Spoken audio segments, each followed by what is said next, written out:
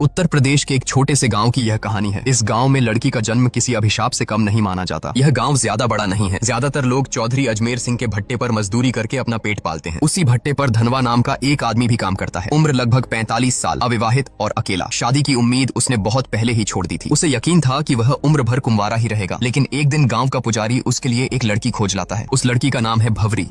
उम्र करीब 21-22 साल। गांव में लोग कहते हैं कि वह बड़ी मनहूस है। वजह भी अजीब है। अब तक उसकी 3 बार शादी तय हुई, लेकिन हर बार दूल्हा मौत के मुंह में चला गया। एक की मौत तो मंडप में ही हो गई, दूसरा रिश्ता कभी मुकाम तक पहुंचा ही नहीं, और तीसरा तो सबसे दर्दनाक, शादी के दिन ही दूल्हा घोड़े से गिरकर मर गया। भवरी की शादी में आए 5 खास लोग कहानी की असल परत खोलते हैं। पहला है चौधरी अजमेर सिंह, गाँव का सबसे बड़ा जमींदार और रोजगार दाता। दूसरा है उसका मैनेजर सौरभ, जो पहले मजदूर था लेकिन अब चौधरी का खास गुंडा बन चुका है। मजदूरों से हफ्ता वसूली करना और उन पर दबंगई दिखाना उसका काम है। तीसरा है गाँव का पंडित, धर्म के नाम पर ढोंग करना, पैसों के लिए तंत्र मंत्र रचाना और औरतों की इज्जत लूटना, यही उसका असली चरित्र है। चौथा है गांव का दुकानदार, जो उधार तो देता है लेकिन बदले में औरतों के जिस्म पर बुरी नजर डालता है। और पांचवां, सबसे खतरनाक, गांव का डॉक्टर, जिसे लोग भगवान का रूप मानते हैं लेकिन असल में वह इंसानियत का सबसे बड़ा गुनहगार है। भवरी की शादी में चौधरी के 2 छोटे भाई दया और गोपाल भी मौजूद हैं। दोनों ही अपने बड़े भाई पर गुस्सा निकाल रहे हैं कि उसने धनवा की शादी इतनी जवान और खूबसूरत लड़की से कैसे होने दी। ये दोनों गाँव के छठे हुए बदमाश हैं। गाँव में शायद ही कोई ऐसी लड़की बची हो जिस पर उनकी गंदी नजर न पड़ी हो। शादी वाले दिन जब पूरा गांव दावत में मस्त था,